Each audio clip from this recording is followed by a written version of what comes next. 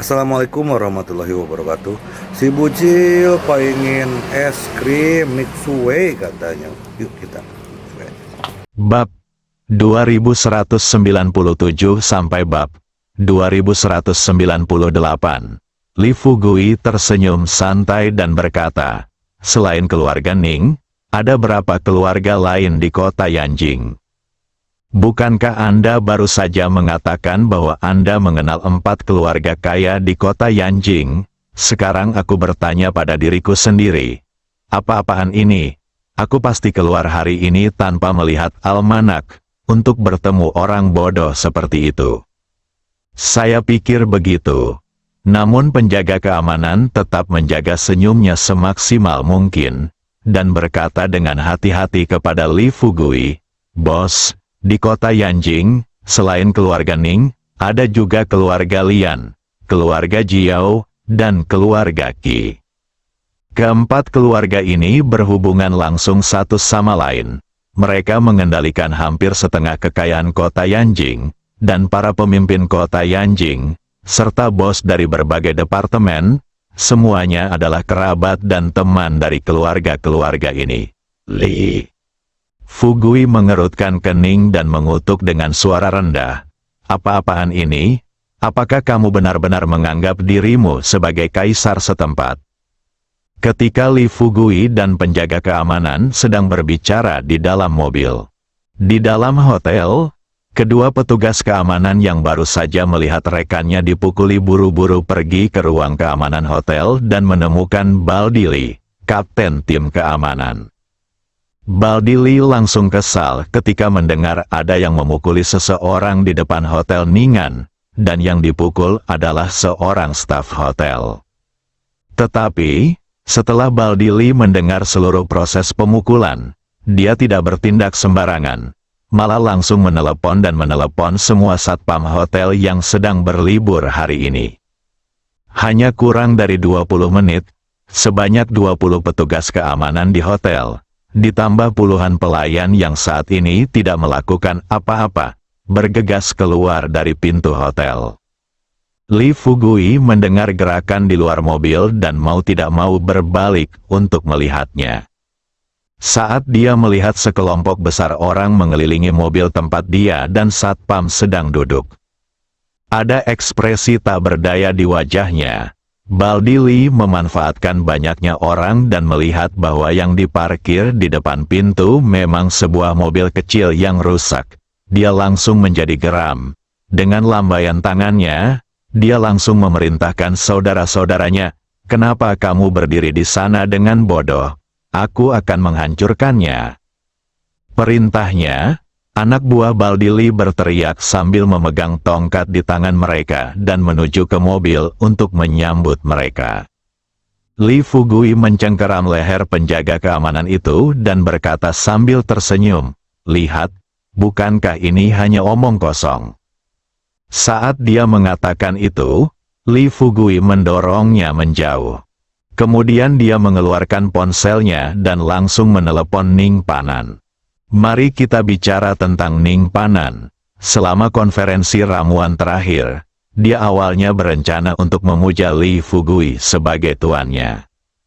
Hasil, Li Fugui belum mengambil keputusan, tapi dia tidak menyangka Ning Panan akan ditipu oleh Tuan Gu. Setelah itu, Ning Panan tidak pernah menghubunginya. Dia juga sibuk dan tidak punya waktu untuk berbicara dengan pihak lain. Seiring berjalannya waktu, hal ini ditunda hingga sekarang. Tapi hari ini adalah hari yang tepat. Ngomong-ngomong, dia bisa mengakhiri masalah ini. Tentu, mengenai apakah Ning Panan bisa menjadi muridnya, Li Fugui masih harus memikirkannya lagi. Setidaknya, dia harus melihat apakah anak ini layak. Jika anak ini sudah dewasa secara mental dan memiliki niat baik, maka dia dapat menjadikannya sebagai murid ketiga sebelum dia meninggalkan tempat ini setelah dia mendapatkan cermin pengembalian 99. Namun jika anak ini bukan tipe yang disukainya, atau dia menyembunyikan niat jahat, dia sangat senang bisa menyingkirkan beberapa apel jelek di kota Yanjing. Tepat ketika Li Fugui sedang berpikir, tanpa diduga, salah satu anak buah Baldi Li mengambil kunci pas dari luar mobil, dan tanpa mengucapkan sepatah kata pun, ia membenturkannya ke jendela mobil. Sebelum Li Fugui sadar, bocah ini justru mengulurkan tangannya dan merebut ponsel dari tangan Li Fugui. Li Fugui tampak terkejut kali ini. Dia telah berkecimpung dalam industri ini selama bertahun-tahun dan tidak pernah ada yang diambil darinya. Lihatlah anak di depanmu. Li Fugui tidak bisa menahan tawa. Dan anak ini tidak tahu bahwa bencana akan datang. Dia menggoyangkan ponselnya dan berteriak kepada semua orang. Apakah kamu melihatnya? Apa-apaan ini? Kamu sebenarnya tahu cara menelepon? Wah, ayolah, katakan padaku. Apa maksudmu dengan meneleponku?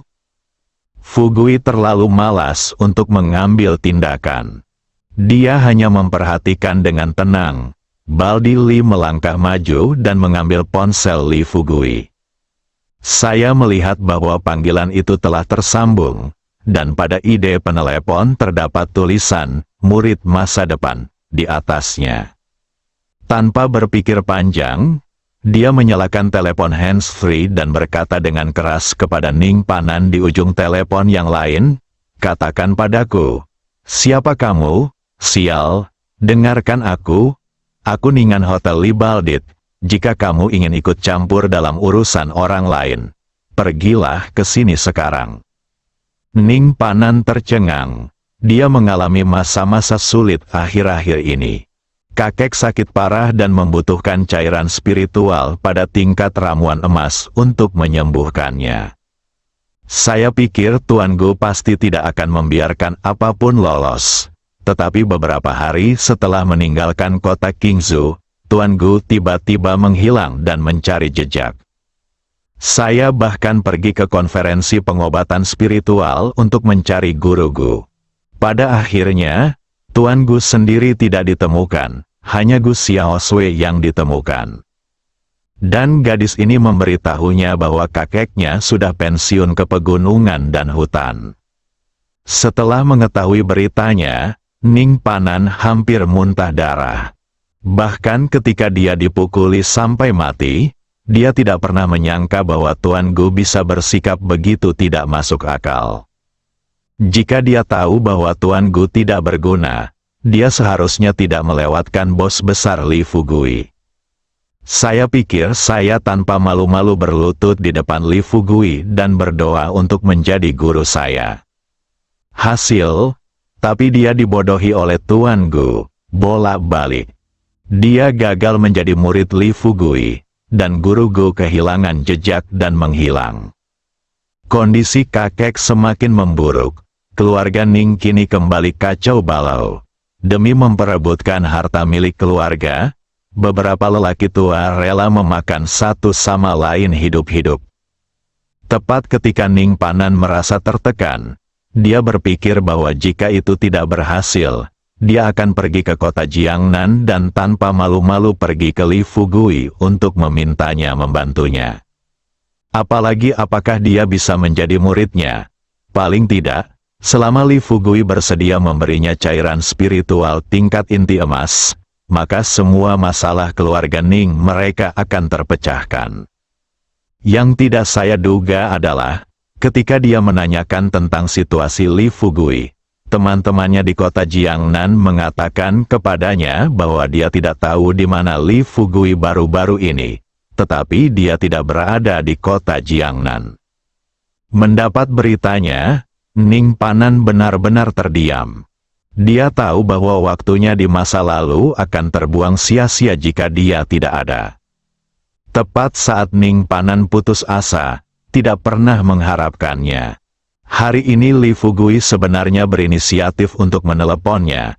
Dia berpikir bahwa dia tidak tahu malu untuk mengetahui nomor telepon Li Fugui setelah menanyakan banyak pertanyaan. Dia tidak pernah melakukan panggilan ini. Dia hanya khawatir jika dia menelepon dengan gegabah, dia akan menyinggung perasaan Li Fugui. Tanpa diduga, pihak lain benar-benar menelepon saya sekarang. Melihat ide penelepon, Ning Panan sangat bersemangat hingga seluruh tubuhnya gemetar. Dia menjilat bibirnya yang kering, berusaha menenangkan dirinya sebanyak mungkin. Pikirkan kata-kata Anda. Alhasil, begitu panggilan tersambung, sebelum ia sempat berbicara, ia mendengar semburan suara dari ujung telepon yang lain. Segera setelah itu adalah ancaman Baldili. Tunggu hingga Baldili selesai berbicara. Ning Panan tercengang. Dia setengah membuka mulutnya. Pikirannya benar-benar terganggu, dan dia menatap telepon dengan tatapan kosong. Setelah merenung untuk waktu yang lama, Ning Panan akhirnya bertanya, "Apa yang kamu katakan? Katakan padaku lagi jika kamu berani." Ning Panan tapi dia yakin dia sedang berhalusinasi, dan dia tidak percaya anak buahnya akan mengambil ponsel Li Fugui dan meneleponnya. Dan bawahan ini, dia hanya mendengar namanya diperkenalkan oleh saudara perempuannya ketika dia pergi ke Hotel Ningan untuk makan malam. Tepatnya, dia tidak dianggap sebagai bawahan keluarga Ning mereka. Dia hanya bisa dianggap sebagai seekor anjing. Meskipun suara di ujung telepon terdengar familiar bagi Baldili, dalam keadaan seperti itu, dia tidak pernah membayangkan bahwa orang yang menanyakan pertanyaan ini adalah Ning Panan. "Sial, nak, mulutmu keras sekali. Ahaha, apa maksudmu dengan itu? Apakah kamu ingin datang dan ikut campur dalam urusan orang lain? Ayo, jika kamu punya nyali, datang ke sini sekarang. Aku tahu, aku tidak akan melakukan apapun pada bajingan kecil ini sebelum kamu datang. Saat kamu datang, aku akan membunuhmu dan bajingan kecil ini bersama-sama. Ngomong-ngomong, apa kamu ingin aku memberitahumu alamatnya lagi? Dengar, aku di depan pintu Hotel Ningan sekarang." Kata-kata Baldili kali ini memang cukup detail. Bibir Ning Panan sedikit bergetar, otaknya terbakar. Setelah berusaha menenangkan diri sebanyak mungkin, Ning Panan bertanya pada Baldili dengan lantang, "Katakan padaku dulu, apakah ada yang terjadi dengan tuanku?" Lalu dia berkata dengan heran, "Apa katamu? Dia tuanmu? Hahaha, kamu sudah tua. Siapa yang kubicarakan tentangmu? Kenapa kamu begitu jahat? Mendengarkan suaramu, kamu tidak 3 tahun. Sayang, bagaimana kamu bisa menyebut lelaki tua malang berusia awal 20-an begitu kejam?" Ning Panan tiba-tiba berdiri.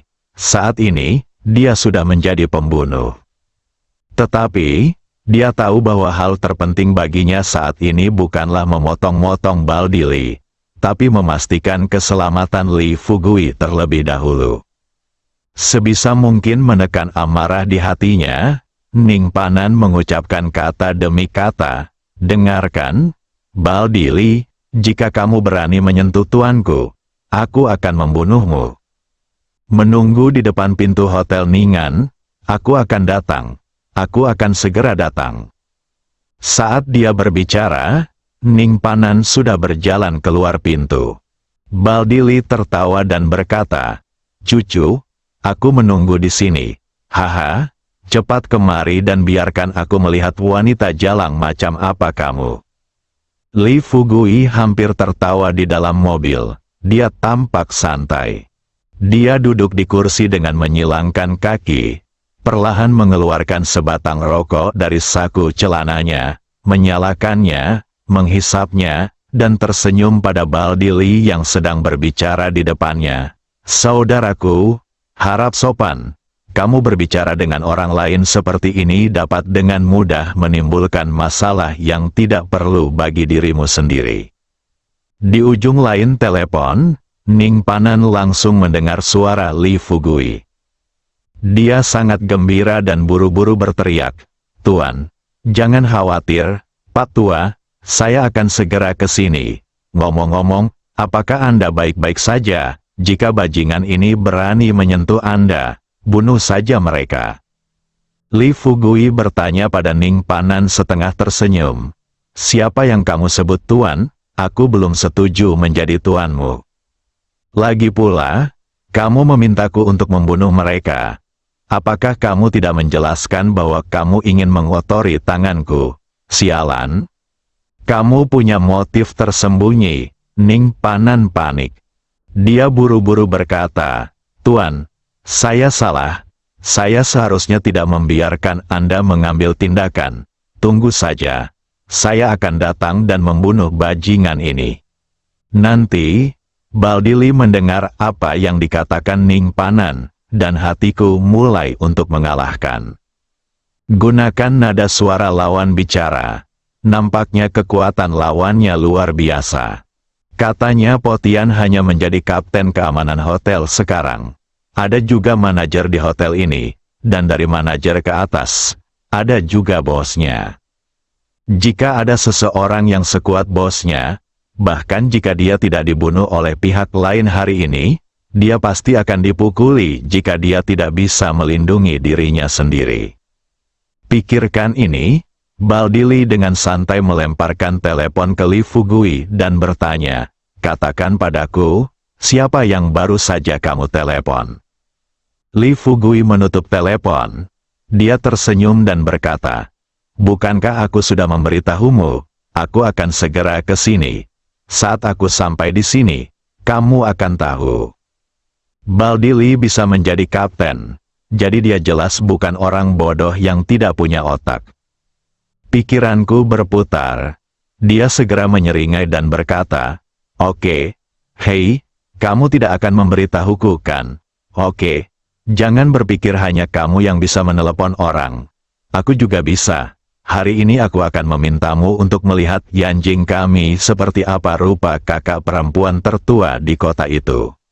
Baldili melambaikan tangannya terlebih dahulu dan berkata-kata demi kata kepada saudara-saudara yang hadir, semuanya, tolong kelilingi mobil ini untukku. Jika anak ini berani melarikan diri, aku akan langsung mematahkan kakinya. Li Fugui tertawa lagi. Dia berpikir dalam hati bahwa jika dia ingin melarikan diri, dia pasti sudah melarikan diri sejak lama. Katakan lagi, dengan sekelompok orang yang tidak berguna, apakah masih layak untuk melarikan diri sendirian? Berpikir seperti ini, Li Fugui berkata terus terang kepada Baldili, jika kamu ingin menelepon seseorang sekarang, jangan ragu untuk melakukannya. Tapi saya ingatkan kamu, meskipun kamu mengundang orang, harap hanya mengundang beberapa orang yang mampu. Jangan mengundang orang yang tidak saya undang. Tidak tahu. Baldili memelototi Li Fugui. Saat ini ponsel telah terhubung. Baldili buru-buru tertawa dan berkata, Nona, ini saya, Baldili. Seseorang membuat masalah di depan hotel kami dan memukuli staf hotel kami. Sekarang mereka bahkan memarkir 2 mobil-mobil kecil di depan hotel, siap untuk kami menyebabkan masalah di sini.